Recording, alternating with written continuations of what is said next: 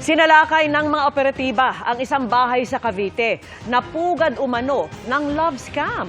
Walang takas ang dalawang Nigerian national na galing sa Pogo Hub sa Bamban at doon umano natuto sa panloloko. Nakatutok si John Consulta, exclusive.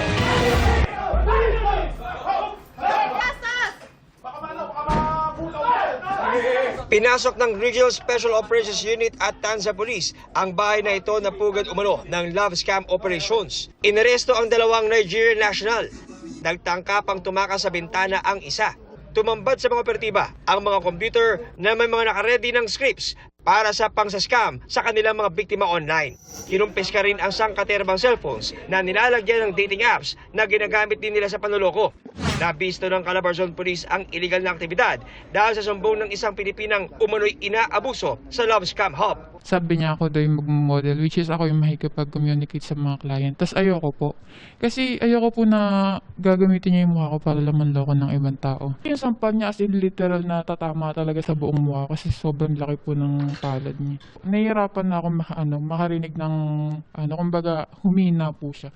Natuklasan din ng Calabarzon Police na galing sa Pogo sa Bamban Tarlac ang dalawang Nigerian bago sila nagpunta sa Cavite para magsarili ng operasyon. Hindi lang mga kababayan nating mga Pilipino, kundi mga foreigners ang binibiktima nila. Sila po ay dating nag-aral somewhere sa Central Luzon until such time na sila po ay na-recruit dito sa Bamban Tarlac, kung saan sila ay nagtrabaho sa isang Pogo. Nung nakita na nila at nalaman kung paano magtrabaho sa isang Pogo, sila po ay umalis doon at nagtayo ng sarili nila.